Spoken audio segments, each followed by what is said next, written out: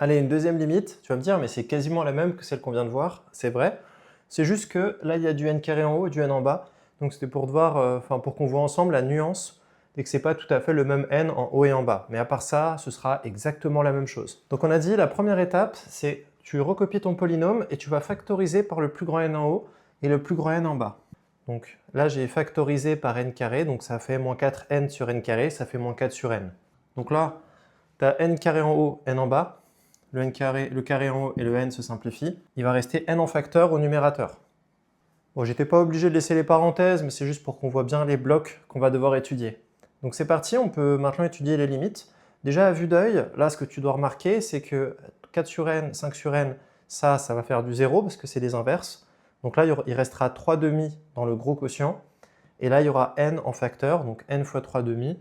Donc ça va, n, on va le remplacer par plus l'infini fois 3 demi, plus l'infini. Donc c'était assez évident.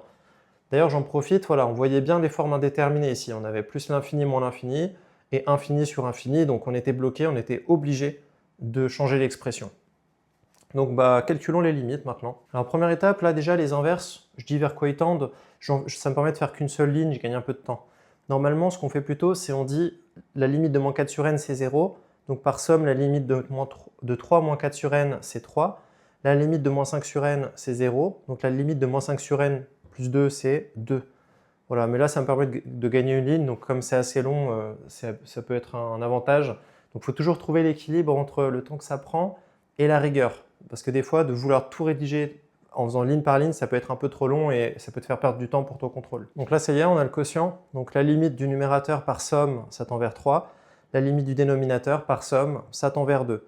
Donc maintenant, on va faire le quotient. Et une fois qu'on aura fait le quotient, on pourra faire le produit avec le n. Donc là, ça y est, on a le quotient. La limite, c'est 3 demi. Maintenant, on va faire la limite de n et on va faire le produit. Donc j'ai bien ma limite de n en plus l'infini qui vaut plus l'infini de manière logique. Et donc par produit, le tout, n fois toute l'expression du dessus, va tendre vers plus l'infini. Donc 3 demi fois, parce qu'on a bien 3 demi fois l'infini, par produit l'infini. Donc là, il ne nous reste plus qu'à conclure. Donc du coup, la limite de toute l'expression, ça va être... Donc normalement, tu les recopies en bas, hein, c'est pour gagner du temps. Allez, abonne-toi et on se retrouve dans la prochaine vidéo.